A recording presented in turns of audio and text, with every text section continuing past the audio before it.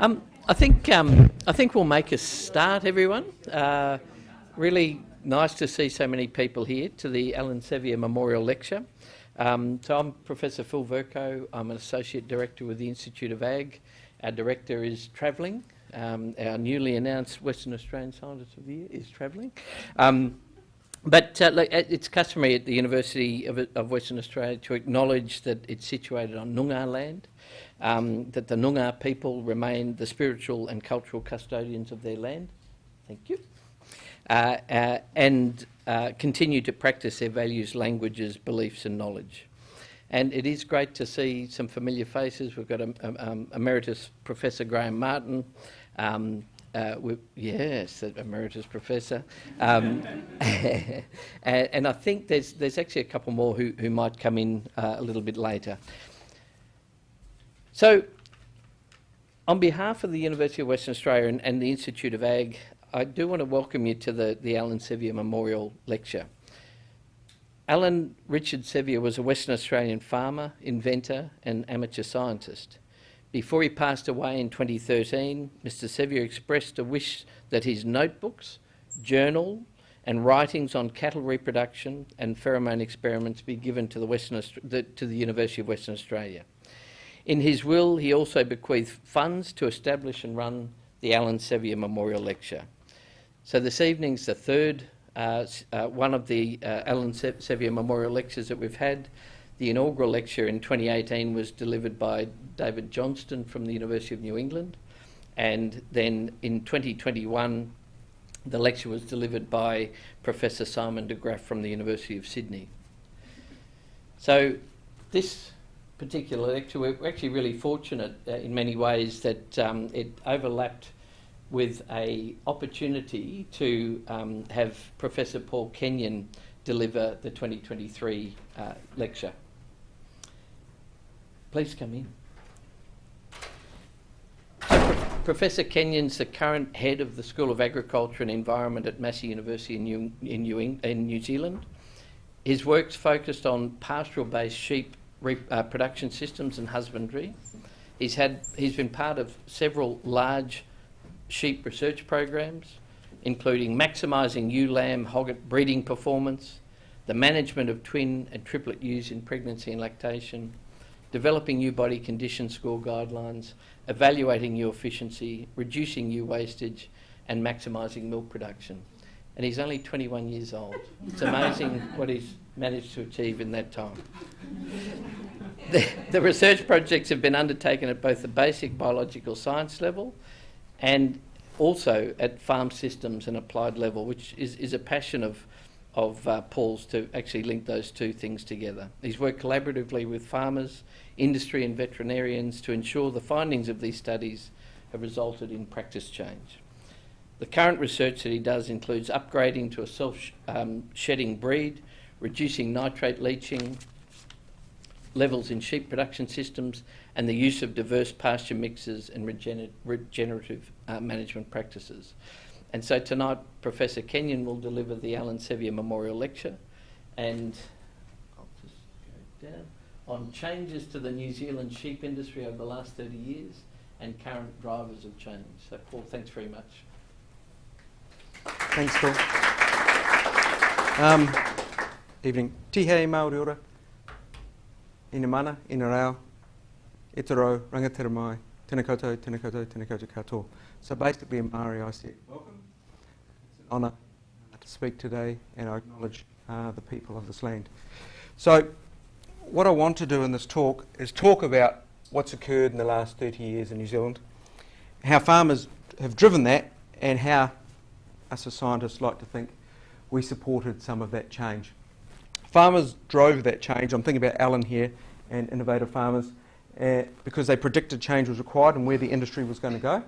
So I'm going to talk about whether their predictions were correct and then briefly finish by discussing what the current issues are in the sheep industry in New Zealand and some of the work that's going on.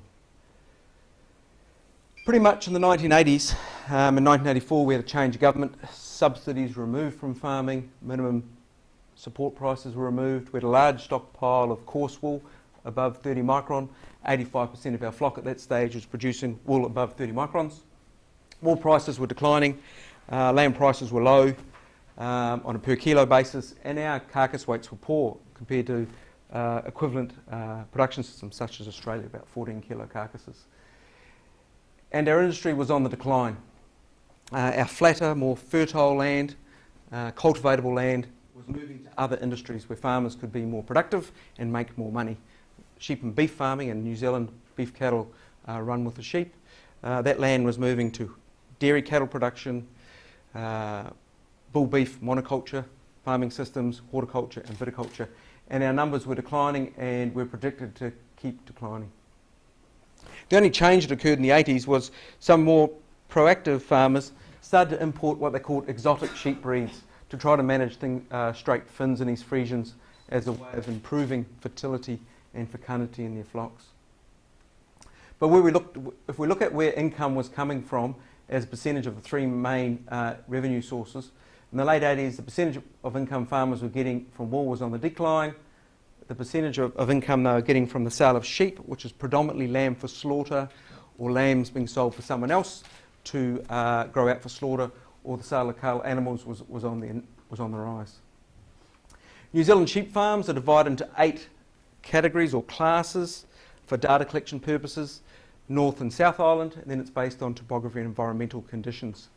So, and what was starting to happen is these more flatter, more fertile farms were coming out of sheep and beef farming and moving into those other enterprises.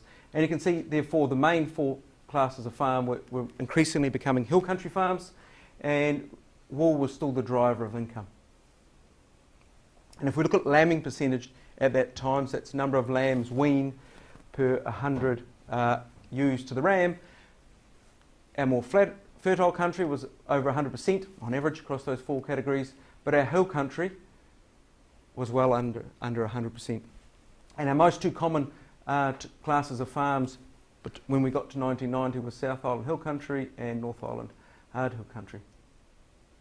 So proactive farmers, or innovative farmers, were saying the days of coarse wool was over. And the New Zealand economy used to be called that it was driven on the sheep's back, but those days were over. And the traditional Romney type in New Zealand, Romney at 1990 were about 57% of our flock, so they're about 35 microns. The Coopworth was 13 to 15% of our flock, and they were about 37 microns. And the Perindale was 10 to 12% of our flock, and they were about 33 microns. So 80% of our flock were in those 3 breeds. And the Coopworth and the Perindale, actually a composite developed in the 60s from the Romney. So they weren't suited for the future in their current form, farmers were saying. And we couldn't go to fine wool because the environment's too wet. At that stage, I think we had 6% merinos in the high country. So many farmers start to believe that the way forward was increasing lambing percentage if they were to survive and were going to have sheep and beef farms on the land, given that predictions were farm numbers were going to keep continuing to decline.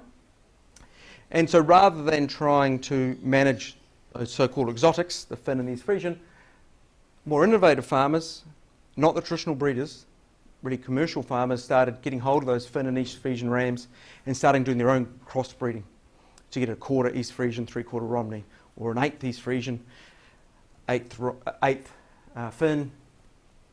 Well, that leaves me 3/4 Romney. Okay, there were whole lots of combinations, and in 1990 we had 40 registered breeds in New Zealand, but really 8 of them accounted for 96% of the flock. Now today, in the last survey we did at the University of Farmers, there's over 200. So there's a quick expansion of these composites driven around fertility and fecundity being the driver. And that occurred through the early 1990s, and the traditional breeds had their head in the sand, didn't want to do anything, and by the mid to late 1990s they realised they couldn't sell rams. Everyone was moving to these so-called composites, and so the traditional breeds, the Romneys, the Coopworths and the Perindales, their breed societies started to change their selection indices. So rather than being heavy weighting on wool traits, fleece weight, it moved to fertility, fecundity traits. And it was also felt there was another class of sheep on New Zealand farms, ewe lambs, which we call hoggets when they're bred at 8 months of age in New Zealand.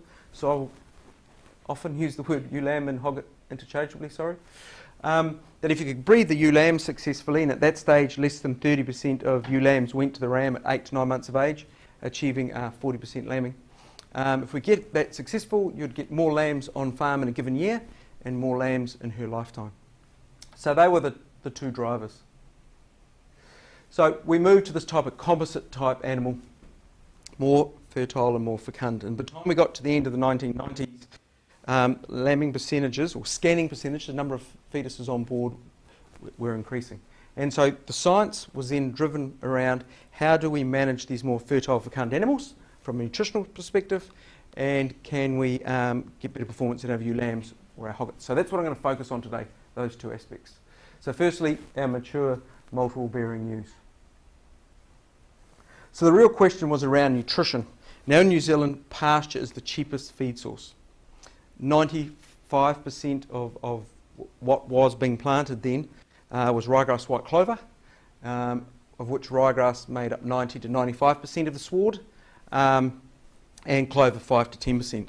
And we didn't really have good guidelines on how much twin and triplet bearing ewes needed to eat above single bearing ewes. Did the intake of twin and triplet bearing ewes actually differ? And for the later stages of pregnancy and lactation, what were the optimal feeding conditions in terms of trying to get that outcome that the ewe survives, the ewes in good body condition score and live weight at weaning, but the lambs survive and the heaviest possible. So that was our outcome. But we don't want to do it at the cost where we're wasting feed and we're in an inefficient situation, because pasture is our cheapest feed source. Are there other alternative feeds rather than ryegrass white clover was a question. And I just want to point out, because we're in WA, there's no interest at all in grain-based supplements because we don't have a grain industry, basically. We hardly have enough grain for beer and bread. So, and it's too hard to feed out on hill country in wet conditions. So it was all about pasture feeding. So we were funded through the early 2000s up to about 2013, as were other groups in New Zealand. So the North Island at Massey University, where I'm from, we had the project around nutritional management of multiple bearing ewes, and AgResearch, equivalent to CSIRO, had it for the South Island. Maybe we were working together. So, but basically, from about where the guidelines end up, rather than going through a lot of individual studies, and I'm going to, in many cases, do summary type slides. From about day 110 of pregnancy, we found if you didn't force the ewe to graze below 1,000 kilograms of dry matter or 3 centimetre sward, and I've got this photo up here on purpose because just to let you know, our swards are green to the base. So when we measure pasture mass and height, it's to the base because it's all quality to the base. If you didn't have your rotation, if you had your rotation set so they never grazed below that 1,000, that was enough to meet their requirements from pregnancy. And then in very late pregnancy, in the last few weeks, increasing that post-grazing residual up to about 1,200 kilograms of dry matter to 1,400, depending on the sward density, or 4 centimetres. And that was enough to meet their requirements. If you offered them more, say 1,800, 2,500, whatever, and we used alkanes and chromiums, and I acknowledge their limitations, intakes were actually never any greater. So as long as in New Zealand in the pasture sward, as long as the covers don't go below that about 1,200 to 1,400, you're never limiting intake. Now that's different from saying, are they meeting their theoretical intake? And with the chromium and alkane techniques, not acknowledging their limitations, in late pregnancy and lactation we never actually found they did, but that's the optimal feeding under ryegrass white clover if the ewes got a body condition score of 3. And we did a lot of body condition score work. I wrote a review with Dominique and Shane at the back there. If you're in that condition, she can use this. That's why I keep it on in the winter. That's why Phil has it as well, to get through those hard times, Phil? And so if you do that in late pregnancy, she's using that buffer. If she's got a lower condition score than that, the studies showed that 110 day moved right back to day 70, say, at scanning. Importantly, we showed that twins and triplets from a nutritional point of view, the triplet, rightly or wrongly, could never eat any more than the twin. So therefore, from a nutritional perspective, they could be managed together, and that just made it easier for our farmers. But as I said, that does not mean they actually met their nutritional requirements. But they're the optimal grazing conditions that farmers now utilise. But at about the same time, in the late 90s, early 2000, farmers, because they're getting more twins and triplets, and as you know, a twin and triplet is lighter at weaning, so therefore it's going to take more feed to finish to slaughter weight, we're toying with using legumes, various legumes, and herbs as a way to finish those lambs off in a pastoral grazing situation. And they're finding higher performance, faster growth. So farmers were starting to say, well, why don't we use those clovers and herbs in late pregnancy and lactation to lift performance further with our twins and triplets? And farmers, just like Alan, were starting to do their own research. So we put forward a project which went for about 12 years overall, but there's a 4-year project where we had farmers on board right at the start. We're with farmers. There were some innovative farmers who were trialling themselves, different mixtures, and farmers who hadn't done any of that type of work. They were with us for 4 years, and we met every quarter, or 4 times a year, every 3 months. And so we could co-develop some research together on the research farms, but also on some of the more innovative farms. We went to their farms to see what they were doing as well. And the overall aim was, could we create a mix of herbs and clover to lift performance in our sheep? Right from the start, the farmers said to us, we want a high quality herbage that's high quality all year round, that grows all year round, and it lasts, because we don't want to have to plant it every 2 years, because the cost of doing that would make it economic. So we had to go back to first principles, and in this project was an integrated project involving animal scientists, agronomists, soil scientists, veterinarians, and educationalists. And we went back to, what does the animal want to eat? And I was lucky enough to be in Australia in 2003-4 at Adelaide University when Dean Revell was there, and he was doing animal preference stuff with horses and cattle. And I thought that was pretty neat, actually allowing the animals choose what they want. So we did some of that work. We offered them different legumes, different herbs, chicory, plantain, and different pastures, and let them choose what they wanted to eat. And basically what they wanted to eat and what would grow in the North Island was, we ended up with 2 mixes, chicory, plantain, red and white clover mix, or for wetter environments where chicory won't survive, plantain, red and white clover mix. And we knew from the agronomic characteristics of those plants, they would grow all year round, and all seasons of the year, at least one of them, often 2 of them, would be of high quality. And so we come up with a mix, but then we had to work out how to manage it, because it was a mix, and all previous work had been done in a monoculture. And so what we did was we went back to first principles again. We grew them as monocultures in pots and looked at managing them.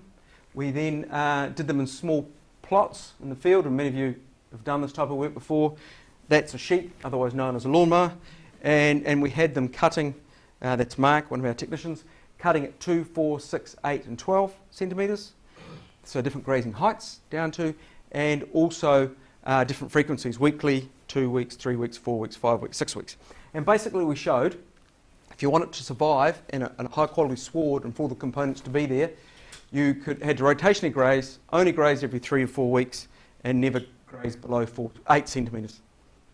And it would survive 5 years, which our farmers were happy with. They weren't so happy with when we showed that if you grazed it in the winter for 2 months, because of treading damage, the hoof damage of the sheep opens the crown of the plantain, the chicory up, and bacteria gets in and they die, you can't graze it. So we end up with a sward that there were 2 months of the year you couldn't graze it for.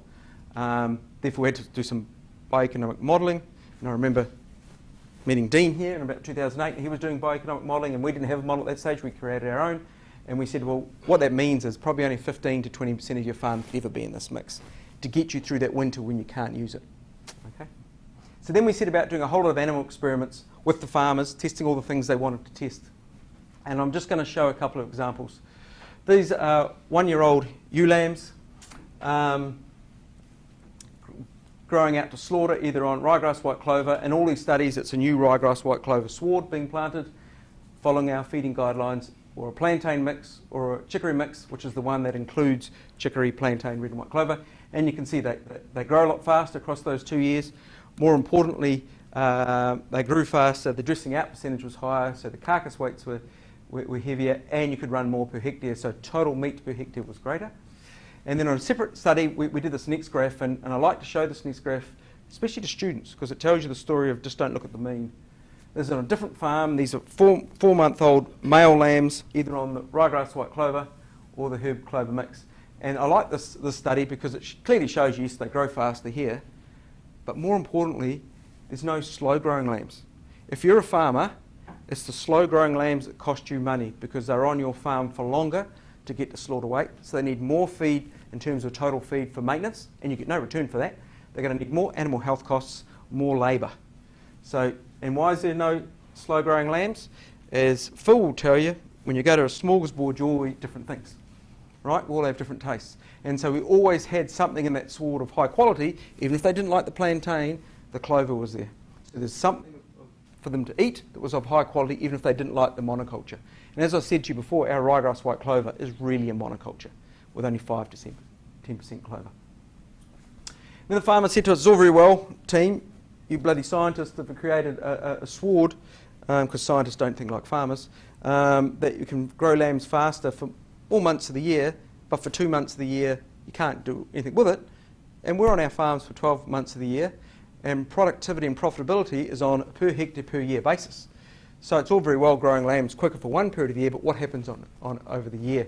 So we set up farmlets where we had those 3 swards, and we continually brought in lambs, grew them out to slaughter weights and sold them.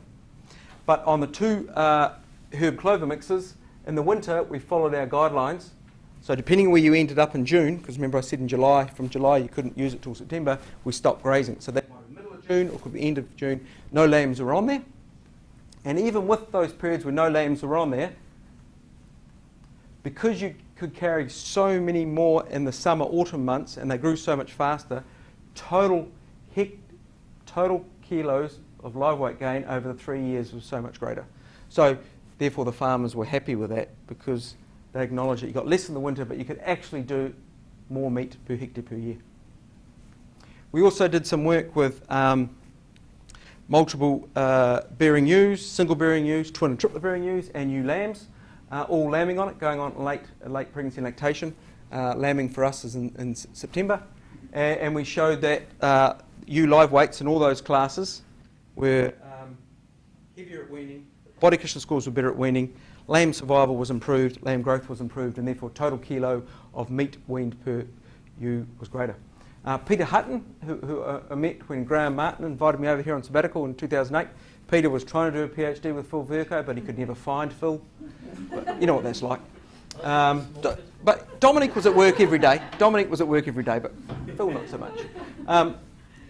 Peter came from a dairy background. When he finished his PhD, I managed to con him to come and work for us for a couple of years. So he milked these sheep and showed that, because of the dairy background, they produced 30 to 40% more milk using the same best practice feeding guidelines, which explains some of that lamb survival and growth. The other reasons you get that higher lamb survival and growth is, I'm just going to show you with pictures rather than with papers, is the top one. Because you can't graze it below 8 centimetres and you stop grazing sometime in June, and then it keeps growing through the July, August, when the ewes are lambing in September, there's a nice little sheltered 10 or 12 centimetres there, providing an environment that the lamb is sheltered in, which you know makes it less susceptible for starvation exposure. And when you do the behaviour of that, you actually see those ewes behave more like a hind or a female deer, where they park the lands up and just graze there. It's not like the situations, I'm not saying you see this at all in Australia, with the ewe walking and 3 lambs trying to keep up. You just don't see that. The other thing is, we showed that, and this bottom picture shows it, is when they go from being a monogastric to a ruminant at 3 to 4 weeks of age, so they're starting to nibble and getting hard feed, as well as the extra milk that mum's producing, there's a high quality legume component in there. So for what they eat, they're getting more energy, so that also improves lamb growth. So basically whatever we did, we got increased performance. We also showed that when feed conditions were poor, you could wean on this at 50 days, 16 kilo lambs, and they'd grow just as fast as lambs left on mum on ryegrass white clover if they couldn't meet those optimal grazing conditions I talked about of 1,200 kilograms of dry matter. So you're actually better to take them off mum and put them on this than leave them on mum. So we showed that. We also did some work around breeding with ewe lambs and improved breeding performance. Now, it'd be remiss of me, especially when we're talking about in a seminar in regards to Alan, to suggest we're the only group in the country looking at alternative herbages. In the South Island, Derek Moot, Professor of Agronomy at Lincoln University, which is the second-class university in New Zealand agriculture, it's in the South Island. He was doing some very good work with legumes, clovers, lucerne, etc. Mainly as monocultures, as quality feeds. And Doug Avery was a farmer from northern part of the South Island, hill country, hard North Island hill country, and he was financially in trouble. He openly admits that with the bank, and he was actually suffering from depression. And he went to some of those field days in Canterbury with Lincoln University, which is about 3-4 hours drive. And driving back, cutting a long story short, driving back, he thought, well, I don't have any flat rectangular paddocks where I can cultivate the whole farm. But I've got paddocks that have bits in them, and this is actually Doug's farm, where there are areas that I can cultivate. So why can't I cultivate and put lucerne in here, maintain the natural grasslands and tussocks, and provide a diverse sward that way, but also provide a high quality herbage. So he started doing that, and working with Derek's team at Lincoln showed it really transformed that landscape in terms of productivity and profitability. So if you go the northern part now of the South Island where it is dry, like Doug's farm there, Doug's up against the coast, but as you go further inland it just gets steeper, as you can see in the background, that you get higher performance, and that's used a lot now. And not only Doug as a farmer, I thought about this because of Alan, Doug was recognised by the industry for his innovation, but he's actually been recognised nationally by the government for his work with rural depression and suicide prevention through his work. So that's a great website if you ever want to go to this website to see all that work. Ewe hoggets, that's a Romney ewe lamb at 8 to 9 months of age and breeding them. And that's a big bit of our project. And when we big bit of our work, project work, from about 2004 to about 2019, and similar work was being done over here by Graham and Andrew Thompson and others. And I was lucky enough to come back, scam another trip in 2012-13 and be involved in some of that work. Now, as I said, we didn't have any guidelines, so we had to develop them from scratch, pretty much. The old guidelines pretty much said this: if she's 37 kilos, put her to the ram, feed her well and hope for the best. That was basically it. So we had to come up with real detailed, because there had been some work in the early 80s in New Zealand, but not really a lot, detailed management for the current genotype of sheep all the way through. I'm not going to talk about all that work, but there's a lot of work being done, a lot of studies, 40, 50 papers, 5 or 6 PhD students, 30, 40 field day presentations, publications, rural press, podcasts, etc. But it all actually comes down to, all that work comes down to 4 images I say to farmers. If you get these 4 images right, you will be successful. If you can't get these 4 images right, don't bother, basically. Hogget breeding, concentrate on your mature ewes. So the first 2 was which ewes to breed. And one of the good markers is body condition. Because unless she's got enough body condition, physiologically she's not mature enough and she won't be cycling reaching puberty. So we say unless she's a body condition score 3, because if you're going to breed her, you want 85% chance of her getting pregnant. That's what your fertility rate is. Don't put her to the ram. Also, as we know, as in Australia, all your breeds differ in physical size. And even within breeds, there's genotype differences. So a given weight, the old weight of 37 kilos, was just a joke, because everyone has different sheep. So we thought about looking at the other way. What about percentage of mature weight? And Beth Paganoni, which Graham introduced me to, and I did work with here and in New Zealand, come over and did some work with us for a period of time. And what we did in this particular study is there were 14,000 ewe lambs or hoggets at 8 to 9 months of age on commercial farms. We weighed them all. We then pregnancy scanned them all, but we waited till they got to 3 years of age, and we took that as a proxy mature weight. And then we said, what was your weight at 8 to 9 months of age when you went to the ram as a percentage of your mature weight? And then how does that relate to fertility? And again, to get 85% or so pregnant, you want to be 65 to 70% of your mature weight. And which means our Romneys have a mature weight average of 65 kilos. They should be 43, 45 kilos. It's nowhere near that 37. So that's where they need to be. If you get her at that type of weight and good body condition score, put her to the ram. If not, don't. We did a lot of work on how to feed them. And it all comes down to this one little graph here, rather than worrying about the details of the feeding studies. Put her to the ram at 45 kilos. Good chance of her getting pregnant. Then feed her through pregnancy so that she gains, it's the orange line, 130 grams per day throughout pregnancy, which isn't easy. And the 130 grams basically allows for her to put on 10 kilos of her own live weight, because in human terms she's a teenager. She's got to keep growing. And 8 to 9 kilos of the conceptus weight, because if you have a 4.5 kilo lamb being born, the conceptus weight is about 9 kilos. That's the fetus, the fluids and placenta. And she's going to lose that the day after. So you've got to put on 130 grams per day, which is a lot more than the traditional non-bred hog at 50 grams per day. That's the industry guidelines. She'll lose that weight, and then from about tailing or docking onwards, you want her to be going at 100 grams per day, and then post-weaning, 70 grams per day. And if you get to that 63 to 65 kilos, when she's 18 months of age at rebreeding, you will maximise the chance she successfully gives birth to a lamb. She successfully weans that lamb. That lamb is as heavy as possible, and that she goes into as an 18-month two-tooth, and achieves high reproductive performance. And most importantly, as a 4, 5 and 6-year-old, she'll still be in your flock. One of the biggest reasons that farmers don't like to breed ewe lambs is because if they don't meet those targets, they're not there as a 4, 5 and 6-year-old. And your whole aim is to successfully wean a lamb in the first year and for her lifetime performance to be greater. If she don't make 4 or 5 years of age, her lifetime performance ain't going to be greater.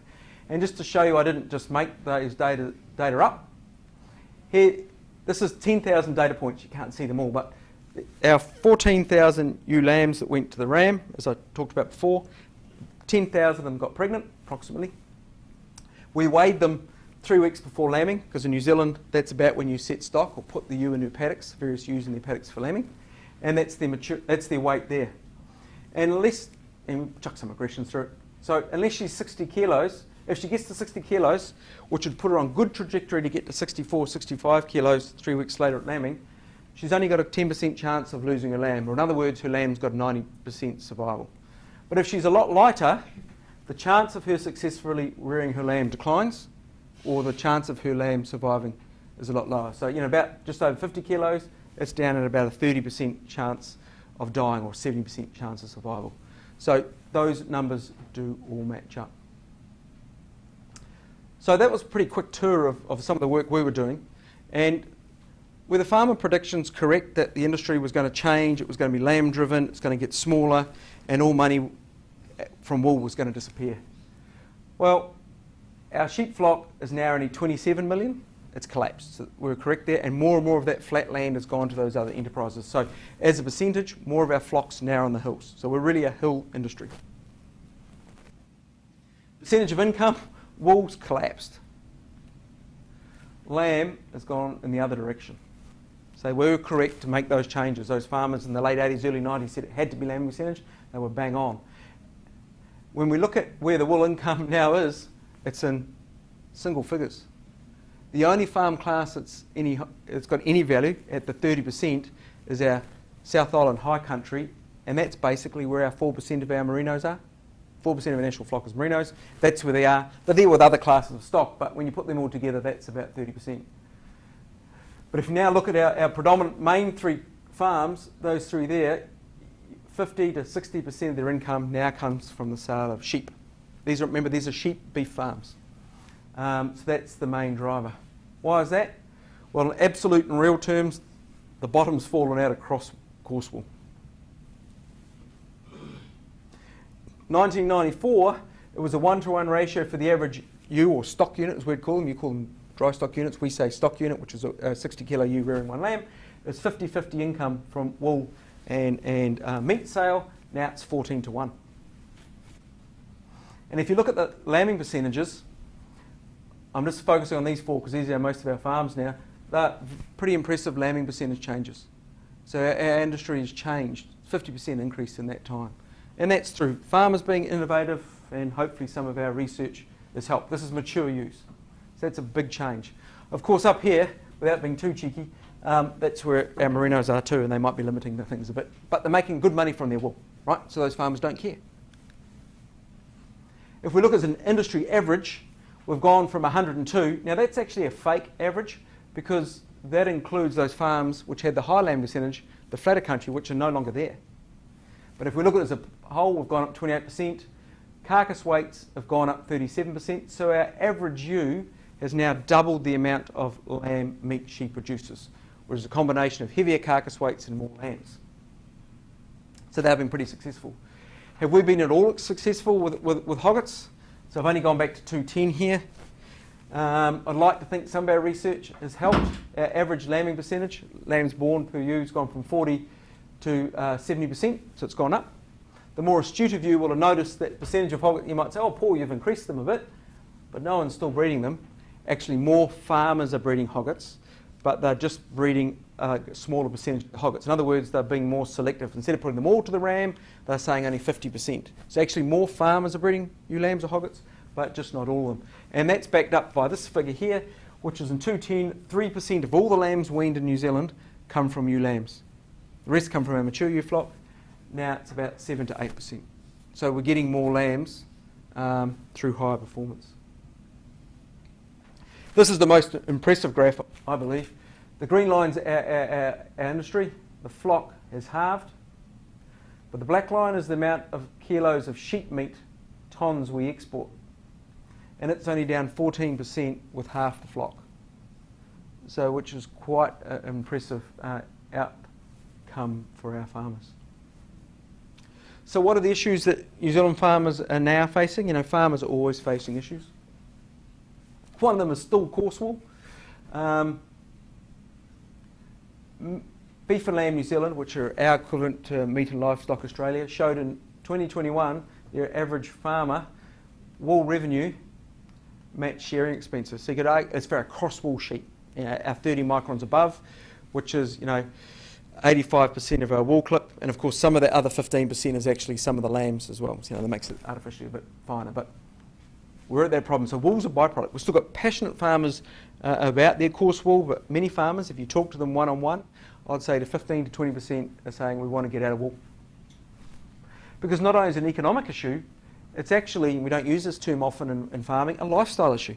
Because they're spending summer and autumn shearing, crutching, dipping, fighting fly strike, crutching, dipping. And who wants to do that all over summer when it's hard enough it is to get labour on farms?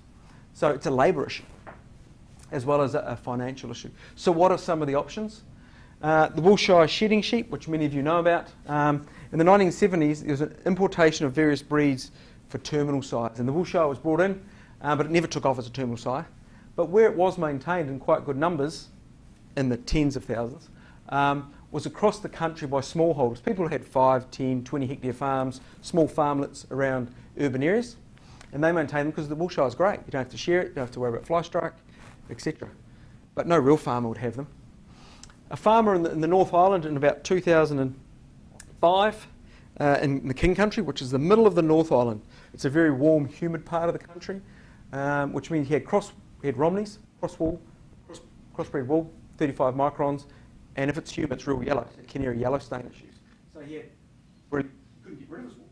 And the only way he can get rid of it was shear it twice a year to try to make the colour better, and that's not going to work. So he made the leap of faith and started himself to cross up his commercial farm. He had 3,000 ewes to the Woolshire. As he said, he'd seen the townies do it, surely that'll work. And he did it, and he finished by about 2016-17 and said, I've never had more money from farming and I've never had an easier lifestyle because the summer autumn was great. But he had no data. And so farmers were interested in this, but there was no data. We're now at the situation, more commercial ram breeders, just like they were in 1990, we're starting to see an opportunity. So we're seeing the importation of shedding breeds. The Woolshire's there, but we're starting to bring in some of the Australian breeds and other breeds, and hair sheep. So there's a real interest in those, and selling those and selecting for traits in those. And even some of those ram breeders are starting to create their own composites. We did some work with our bioeconomic model that pretty much showed if you went from a Romney flock to a Woolshire flock, which would take you about 12 to 14 years to get at least the 15th, 16th Woolshire throughout your flock. The net present value at the end was about 7%. So it was worthwhile economically. And to stay with Romneys, you had to get a greasy fleece rate price of $4.15. Well, at the moment it's $2.20. It hasn't been $4.15 since 1980 something, right? So it ain't going back. But farmers wanted some data. So we started just before COVID started. We put the ram out in March 2020. Started an upgrading process on commercial flock. And we think we know how to manage hoggets. We say we do. So we're breeding them as hoggets to try to speed up that change. And each generation we have a matching Romney cohort, and we're collecting all the data to feed into our model, but also so that farmers can come to field days and see that, the performance of those various composite percentages as they go up in their performance. Also, we're doing some behavioural stuff, because farmers being farmers will say, These sheep have been managed in New Zealand for 40 years on 5 acres. They won't know how to walk up a hill. They won't know how to be mustered, work in the yards. Lamb survival will be crap because those townies get out there and just feed the lambs. So we're having to do some of that behavioural stuff as well to show that they can handle and being in the hill country. And so we're doing that, and we've got a field day next month on that. Also, farmers said, well, one of the things that worked when we started to breed our new composites from a fertility-fecundity perspective was we got a rapid change, but we lost some of the traits that we liked, the hardiness, etc. Why can't we just find the genes for shedding and do our cross 1 or 2 generations of crosses, select animals that have the genes and maintain all the traits we like? The problem is we don't know the genes, so there'll be more than one gene. So we've set up a study where we've got 1,200 first cross, so the half Romney, half Wiltshire tutus, 18-month-old animals went to the ram this March, and they were bred to first cross Wiltshire Romney rams, so we get a large genetic variation within the F2s. We'll then follow the F2s, do the shedding scores, take some DNA, ear punch, and see if we can find the genes for shedding, and then would it be possible to do that? Select for those traits but maintain other traits. Those graphs I showed you before clearly signal that the amount of lamb meat you produce drives profit. And our bioeconomic modelling shows for the average farmer in New Zealand now, especially if you're lambing around 150%, you'll make more money by focusing on lamb growth to weaning than you will for going for greater fertility fecundity. Because if you're weaning 150%, you're probably scanning 180, 190%. And if you go any higher, you just get more triplets and twins, and no one wants triplets and twins. Right? When I started, you go to field days, you try to convince farmers that twins would be better than singles, but now you go and the farmers say, give me 2 good lambs, not 3 crap ones. And the triplet word is a bad word in New Zealand now. Farmers got their head in the sand about it. And in fact, if you go to try to put any research bit in, and right, like in Australia, quite rightly, farmers are involved in what areas are going to be funded, and they're involved in selecting those bids that then apply for those, you won't get any money. Luckily here in Australia, I've been involved with Andrew Thompson's group doing some good work in triplets in the last 6 or 7 years, and we'll be able to bring some of that information back to New Zealand. But lamb growth to weaning drives profitability, and our industry collects good data, and the quintile data, which is the 20% data, shows for all those 8 farm classes I talked about, the top 20% profitable farms are the ones that send the greatest percentage of lambs at weaning straight to slaughter. So if you do that, you'll make the most money because you're getting rid of those lambs at very little cost. They're not eating much because they're going straight from mum, no labour input, no feed cost, etc. So there's a real emphasis on lamb growth, to the point that the geneticists are admitting they've gone too far in fertility fecundity, and the indices are changing, and some of them are actually pulling them back to reduce lambing percentage and to focus on growth. So like we were in the 1990s, went from wool going out of the selection indices or being a focus to fertility fecundity. Now we're going from fertility fecundity being wound back or being held at best, and more of the focus on lamb growth. Interestingly, our farmers, the same farmer that might have been weaning 180% lambs back in 1990 would only put 20% of the ewes, or their second cycle ewes, to the terminal ram. Now they're achieving 140%, and they're still only putting 20% of their ewes to the ram when there's so many more lambs available for selection. So modelling's been showing farmers, and there's a lot of work to say they should be using more terminal size because you're getting enough lambs out of your mature ewes to have enough selection pressure. We've focused our research on udder health because we're still interested in lamb survival, but we're smart enough to package this as lamb growth. Okay, so we've done a lot of udder work, and we were showing with our twin and triplet work, we did some surveys of farmers, and 85% of farmers said they examine the udder at least once a year to make culling decisions. We interviewed farmers and we did surveys, and pretty much there were 9 different things that farmers examine the udder for. Often they examine for one of those, but there are 9 different ones. And when we asked them what time of the year, there were 5 different times. So there's 45 combinations there. So we got funded for a 5-year project to work out which were the important udder traits in terms of have the biggest impact on lamb growth and survival, what impact they had on milk production as well, were they repeatable over time, or was it a one-season thing, which is the best way to examine the udder, in the standing position at the shearing board, in the shearing position, or in the race, and what time. Okay, so they were the 3 aspects, to cut a long story short. And we worked out which of the traits had the biggest impact on lamb survival and growth for each of those. And we went to the point of actually going to farmers, they loved us, we'd go there and buy their ewes with other problems. You couldn't do better than that, sell a ewe with another problem. And then we did milk production, lamb growth and survival. Basically, it all comes together though in one nice table. This is a study with 1,200 ewes, where they scanned about 180% on this farm, so a lot of twins and triplets. We went to the farm 4 times a year, and we did each of those 9 trait measurements. And in this particular study, in this paper I should say, we've just categorised the ewe as having a normal udder or having one of those 9 traits, abnormal. And then we did lambing beats, mothered them up to identified them to their mother at birth. We also took a DNA sample as a backup, so we could do mothering. And then we weighed them at weaning. And basically, cut a long story short, the average ewe that had an udder issue versus ewe that didn't was 9 to 15 kilos weaning weight. It was costing you through decreased lamb survival, and they produce less milk, so the decreased lamb weaning weight. So that's a massive impact when the average farm in New Zealand has 2,500 ewes, and 2 to 7% of ewes have udder issues. So the udder is a big driver of lamb survival and growth. We all do lamb survival work and we focus on dystocia and starvation exposure, but we forget that the udder is what might be killing a lot of them. We did some work on which are the major issues. Pretty much a hard udder on one side or both sides is the biggest issue with the lump. They are the 2 biggest issues, and they do have a big impact. In terms of the percentage of udder traits, they are the most important 2 that you'll find, and they actually have big impact on lamb growth and survival. And then what's the best time to look at the udder? Basically, we instead of going through all the 5 time periods, this little table is from 9 farms, and it shows that udders, on those 9 farms, 2 to 7% of ewes have udder problems. If you just look at the ewe at weaning, which is the bluish line, that's what percentage of the ewes you actually find or feel. But if you wait 3 to 4 weeks after, so the udder's regressed, it's easier to find those traits. And so that's the optimum time to do that selection. So, and there's videos now that farmers can go on in training days to do that.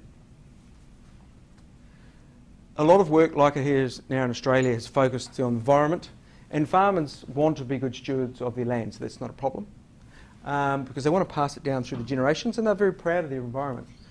Our areas we're working on are focusing on nitrate in terms of our group at Massey University, nitrate leaching, and I learned a bit in Australia about native shrubs. So we're lucky that we've got the only site in the world where we've got little farmlet paddocks, and there's 20 of these for sheep. So you can do 5 treatments, 4 replicates, whatever. Where they're totally piped underneath. So we collect all the excess water. All those pipes then join to one pipe per paddock, go into these tipping buckets, and we can collect the total excess water, and it takes a subsample so we can measure nitrate concentration, phosphorus, zoonosis, whatever we want, we can collect it. And so we can look at the impacts of different feeds on nitrate levels, the impacts of different pasture management practices, that's slowly grazing versus a faster grazing rotation, and the variation between species, sheep versus beef cattle versus dairy cattle. So we're doing a lot of work in that area. The other area, just to show I did learn a few things when I came to Australia. In 2003 or 4, Dean Ravel was working on saltbush, and I looked at saltbush and thought, who would eat that? And then I came up here, and I think 2007-8, up at Badgingarra, there's a project going on. And again, I thought, oh, that doesn't look much. Who would eat that? But we have this problem in New Zealand where there's land in the 1930s, 40s, 50s, 60s, and right up to the 70s, we're converting steep hill country from bush into farmland, and we never should have. And when it rains, that's what happens, it falls down. And so in the 1980s, farmers got subsidies, when subsidies still existed, to put pine trees in on your steeper slopes to hold them up, and you could sell the pinus at about 25 years of age, and you get a good income. The hill stays up. But the problem is, when you cut the pine down, you get a lot of slash, which is what's left behind, it's called slash. And then you re-put pine trees in, it's about another 7 years before they hold the hill back up. And during that period, this just happens again. And just recently, you might have seen earlier this year, we had big storms in New Zealand.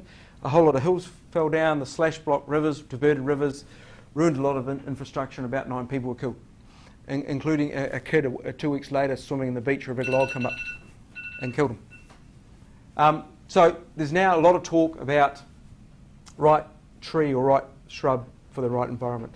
And so we're taking some of the principles that I learned over here, We have some native shrubs that we know herbivores will eat, and we're saying, well, why can't we plant them back on the hills where they started to hold the hill up, to provide a feed source in the summer, to provide some shelter and potentially some carbon income as well. Building on what I saw here with the saltbush, all jokes aside. Other areas, just about to finish now, that we work in is around wastage. It's a big driver on our farms. If we're honest about it, somewhere between 5 and 13% of ewes die on our farms every year, and again, that's a big driver of lambing percentage. Optimal body condition score, we're still working on that. There's now push around the world for ultra-diverse swards with 20 plus planted species in them, and regenerative farming practices, and we've been lucky enough to get the government awarded one institution, which is us. We got the bid to do the national program in regenerative agriculture and ultra-diverse swards for the next 8 years. We're doing a lot of bioeconomic modelling. We're building greenhouse gas facilities, don't have them at the moment, but we're doing some bioeconomic modelling first to work out which areas we should research, which ones are going to actually probably have the biggest impact for the farmer rather than just trying to do everything, and the role of shade and shelter. Because yes, New Zealand's getting warmer, and that's not necessarily a bad thing from my perspective. But it's going to get warmer. We're going to get more extreme weather. But we've also never really thought about sheep and cattle needing shade and shelter and the impact on the animals. So we're doing work in that area. So in conclusion, and I've probably spoken for too long, the sheep industry in New Zealand, I'm happy to talk about any of those topics in detail, and I have been with some people over the last few days. I just wanted to give an overview. The sheep industry's changed a lot in New Zealand. It's now meat driven. The current issues are still wool. Before it was wool was no money, now it's wool's costing us money. Improving lamb growth rate and reducing the environmental impact. So, nei nō rā, tēnā koutou, tēnā koutou, tēnā koutou katoa, kia ora. Thank you.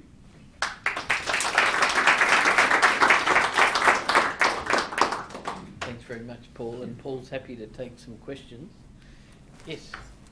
Hi, Jim Doherty, Open-Sire. So why was the Wiltshire breed used over other hair sheep? Was it just first in, best dressed? Yeah, there's solely that. It's the only one we've got. Some Dorpers came in as well. We're kind of the next option off the shelf. But Wiltshires were the ones, because they'd been brought in the 70s and they were around, that was the choice. But some of your Australian shedding breeds are coming in as well, been brought in as embryos in the last few years, and some from elsewhere. And crazily, they're bringing in some of the hair sheep as well, which I'm sure they'll be associated with some health issues, at least some of the ones where they're getting them from. But they're bringing them in. And in fact, the government has just funded a large project with it. You can get pools of money from the government if you're a company by going like 50-50. And so the biggest breeding company in New Zealand, which is called Pāmu, which is actually the government because they own 100 farms. But anyway, they've given themselves money to develop a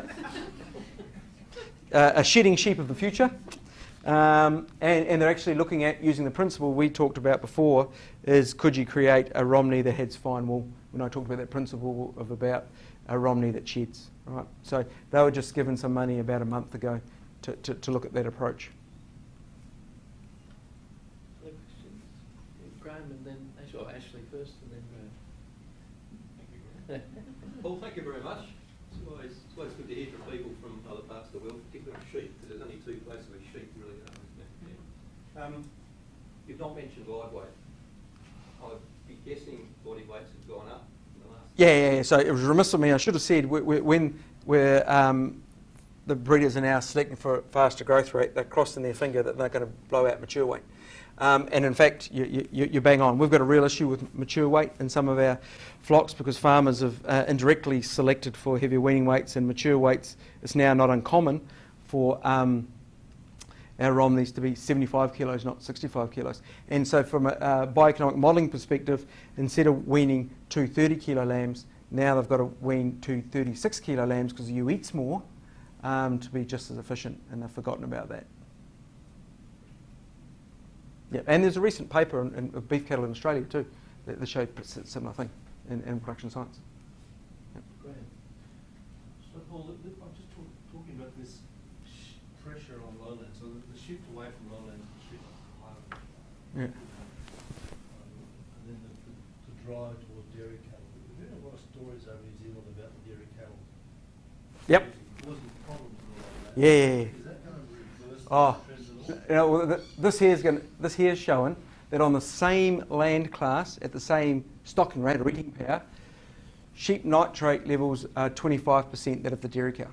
And so we're starting to see and we're in election cycle, election in 2 weeks, but we're starting to see regulations to say in certain environments there's going to be a cap on nitrogen use. It's already been capped, but it's going to be reduced further. And there's probably going to be some environments where dairy cattle aren't going to be allowed. So, you know, those of us that are half glass full would like to think the sheep numbers might come up a bit. But the government is putting a lot of emphasis diversifying the country, and we should move more into horticulture. And so one of the mistakes farmers are making is our farmers are saying, oh, actually, from a greenhouse gas footprint, because we're producing twice as much meat, our greenhouse gas footprint per kilo of carcass is better. But what they're forgetting is they're still eating the same amount of grass, so they're producing the same. So what's going to happen in the future, whether it's dairy or sheep, I foresee that there'll be areas that will come out of dairy, but there will also areas in sheep farming and dairy farming where, because we've got these targets of each farm has to reduce the greenhouse gas levels, an easy way to do it is actually, if you're a dairy farmer and you've got 300 hectares, what you could actually do is say 30 of your hectares, lease that, because legally you can at the moment, lease that to a horticulturalist who'll, say, plant apples or something. And then you're reducing your footprint, but you're diversifying your income and you're not actually managing it, doing it. And some farmers are starting to do that on that land. And then, of course, you can spread your effluent over still that greater area, but you've got less cows. So it's either going to be, there's a real drive to reduce cows. The other thing about dairy cows, and I could wax on that too because I do some work in beef cattle, is we've got a real issue. We kill a lot of 4-day-old calves. All right? And our government's saying we're going to have to stop that the next few years. If we stop that, even if we got rid of every sheep in New Zealand, we still don't have enough land to finish all those cattle out to 18 months. So we have got an issue coming because there's about 6 million dairy cows, and if we had to finish off 5 million more cattle, you'd have to take a huge area of land out. So the government's making those statements, but not thinking how you physically can actually do that. So there's the dairy cow number is going to come down, Graham, and it's going to be in controlled areas. Cutting a long story short. Paul, your other measurements were interesting. Yep. Were teat injuries examined, and what was the prevalence? Yeah, so it's not teat injuries were low, but we measured teat diameter, teat length, and shearing injury was pretty low. The teat trait that has the biggest impact is if you grab the teat between your fingers and you roll it, and it feels like there's a straw in there, that's actually damage in there. And farmers are telling us, and I thought, well, Jesus, they're weird, right, conceptually. But if you do that, and we collected a whole lot of those sheep, and you feel that there's damage in the teat canal, it actually results in less milk production and lower lamb survival. That's a scarring of some type. But teat damage, per se, from shearing or lamb damage, does not seem to be a problem for us. So it must be higher here, I suspect. Yeah. That's right. We're using New Zealand shears. Yeah, they're That's we're helping your industry out, cutting the odd teat off. Yeah, so it's not really a major problem. So when we went to those commercial farms, it never really came up as an issue when we did those evaluations, because we did that on our university research farms and on commercial farms. For example, those 11 farms I labelled A to J. Any other questions? Yeah. Paul, with the mosaic systems where you've got improved pastures down in the low areas and Yeah. native pastures up higher. So the improved pastures aren't the ones that you have to take sheep off for 2 months? No. So no, that's lucerne or alfalfa, depending on where you come in the world. So in New Zealand, really, the alfalfa has to be spelled for a couple of months as well. Yep. So, but you see, remember, go back to Tim to that farm. There's larger the farms are so steep that some bits of the paddocks just couldn't be great anyway. So that's how you get around that. As many paddocks as possible, they try to put that in there. But there's some paddocks, the whole paddock's like that. So that's where he gets through that winter period. Yeah, so in winter they'll be just grazing across that whole... Yeah. They'll be moved. Their winter rotation will be moved right? So they'll be rotating around and they'll be timing rotation. So in May, June, they'll still be on the loose end, but by June they're off from the other areas and they're coming back around for lambing. Yeah. Yeah, all our sheep are always on a rotation. Paul, you said that you can early wean onto Yeah. the mixes. Yeah. But how do you account for, and you said that growth rate's matched Yeah. to learn wean. How do you account for gut feel when you take those measurements? Yeah, that is an issue. So we have done it where we've tried to keep the lambs off the feed. In our situation, after 2 or 3 hours, most of the gut feel effect's starting to go. We don't starve them for the 24 hours to get that, right? So we have to accept those lambs are young, so we don't want them, especially when you start, at 16 kilos. So there will be a bit of gut fill in there. But we also then carcass killed them out as well and did dressing out percentage. But most of the measurements were just straight live weight within 2 or 3 hours. But then we did the carcass stuff. But you are right, yep, they do change body shape and have a bigger rumen. So some of that total weight extra is the rumen. But from a farmer perspective, they're getting to slaughter weight a lot quicker, right? And that's the end game. Because in New Zealand, lambs at average weaning date occurs about 15th of December. The highest price you get for lamb is the 21st of November. 21st of November is the latest day pretty much you can book lambs to the abattoir. They get through the abattoir and they get to Europe for the Christmas market. And of course, there's not many of last year's lambs left. So there's a low supply, but a big demand for Christmas markets. That's the highest price. And then you get to Christmas, everyone's weaning and the price collapses. So the real game is to get all your lambs slaughtered by the end of December. And the price per kilo is higher. And if you keep slow growing lambs, they take more feed, more costs, more animal health remedies, and the price per kilo is coming down. So you're fighting the market twice. Ashley, last question. I've got two actually. Oh, actually. Last two questions. They are Last related. person.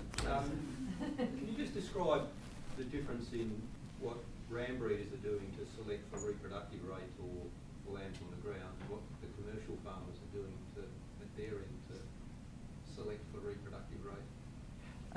What traits are they sort of focusing on?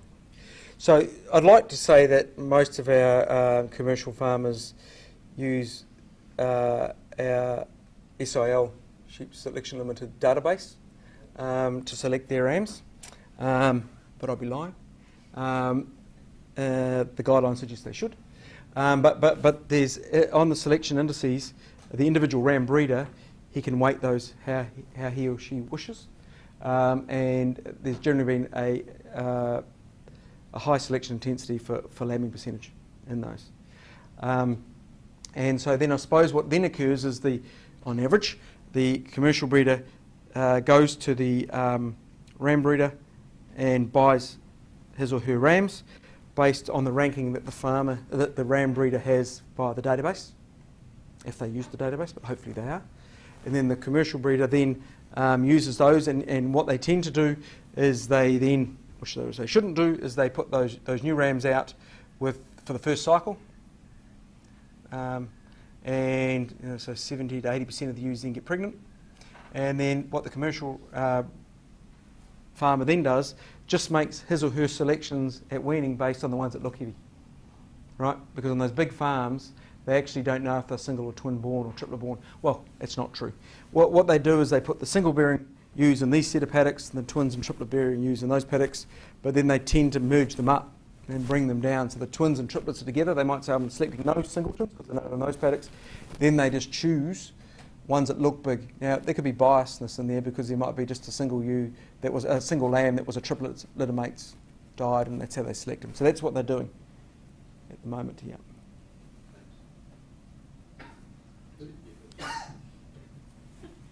Okay. So But you can actually go onto the website and change your indices to re-rank the ram breeders as well. Some more proactive farmers do that, but not many do.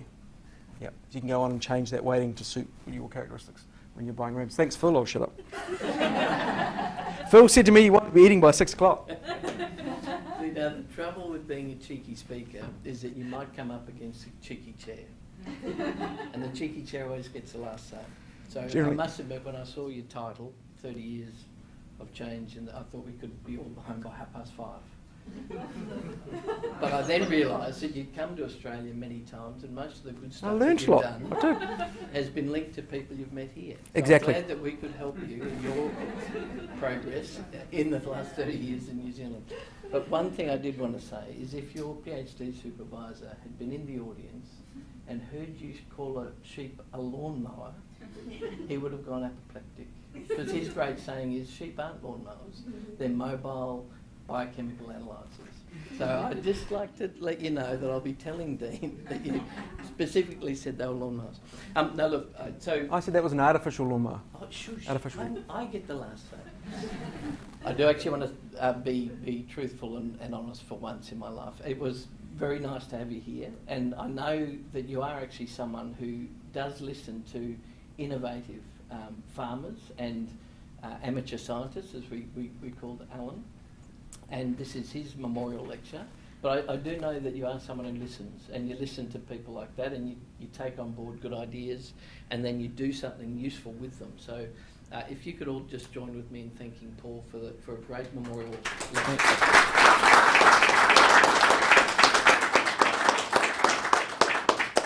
Thanks, mate. Oh, well, no, wait. Oh, still going. Okay. This is very important. So with all of these things, we have these. We've got a number of things that the Institute of Ag roll out through the years, but each year we have some that are common, and sometimes we have things that only come every other year. And one of the things that is coming up that we want to alert you to, and please feel welcome, and we'd encourage you to come to the UWA Farm Ridgefield Open Day. I don't know what you do with that thing on the right-hand side, but I'm sure it's very useful. So we'll be hosting the Ridgefield Open Day on Friday, the 6th of October. It's free, it's open to all. I'm sure that's a QR code. You should scan that to register. And we've had, I think, probably every other year we hold them. They are a fantastic day, and you'll get a good insight into all of the work that we're trying to do down at the farm. And we'd love to see you down there, and we've never had a complaint in all of the previous events. So thanks, Rosanna, for making sure I had that slide there. And please do come on the 6th. Thanks again, Paul, though, most importantly.